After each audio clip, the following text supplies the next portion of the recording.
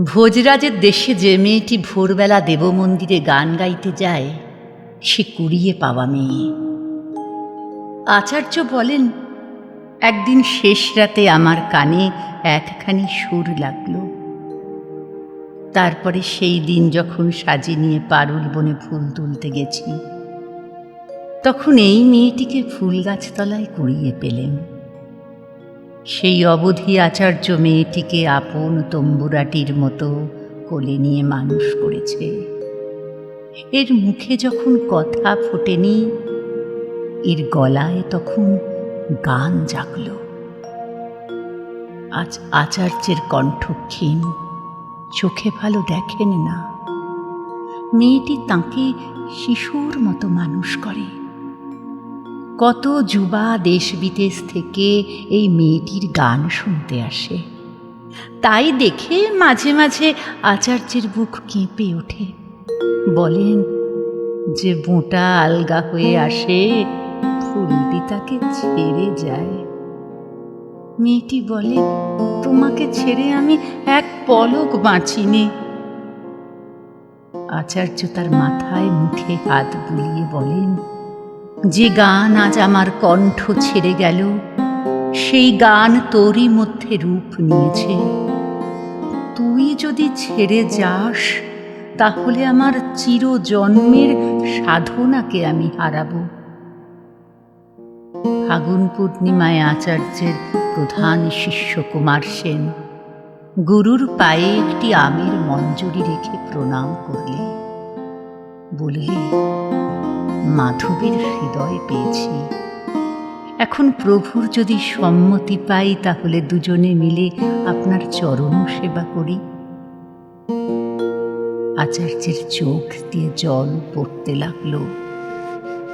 বললেন, আনো দেখি আমার তম্বুরা, আর তোমরা দুইজনে রাজার মতো রানীর মতো আমার সামনে এসে বসো। তম্বুরা নিয়ে আচার্য গান গাইতে বসলেন। দুলহা দুলহির গান, সাহানার সুরে।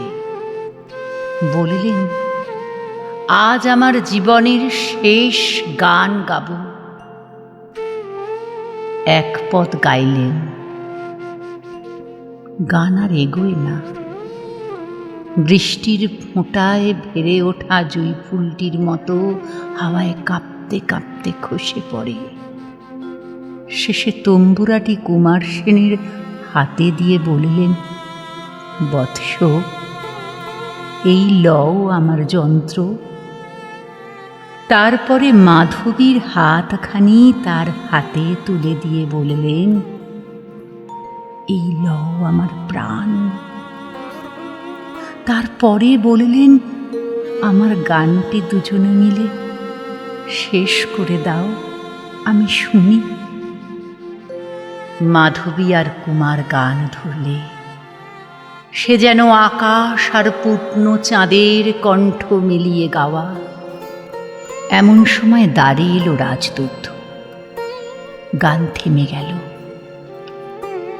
আচার্য কাঁপতে কাঁপতে আসন থেকে উঠে জিজ্ঞাসা করলেন, মহারাজের কি আদেশ? দূত বললে, তোমার মেয়ের ভাগ্য প্রসন্ন, মহারাজ তাকে ডেকেছেন। আচার্য জিজ্ঞাসা করলেন, কি ইচ্ছা তাঁর?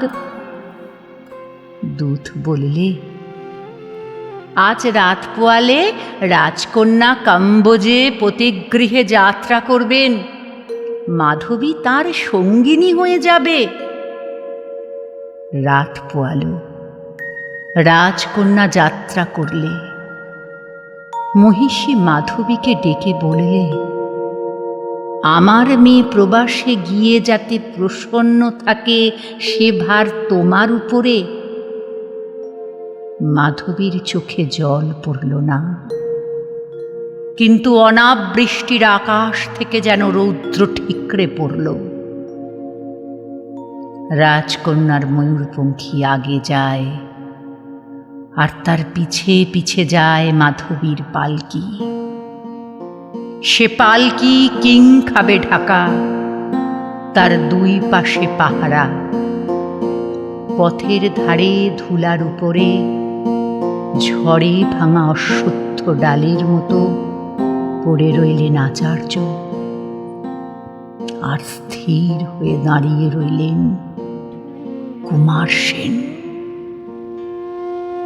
পাখিরা গান গাইছিল পলাশের ডালে, আমের বোলের গন্ধে বাতাস বিহ্বল হয়ে উঠছিল। পাছে রাজকন্যার মন প্রবাসে কোনোদিন ফাগুন সন্ধ্যায় হঠাৎ নিমেষের জন্য উতলা হয়, এই চিন্তায় রাজপুরীর লোকে নিঃশ্বাস ফেলেলে।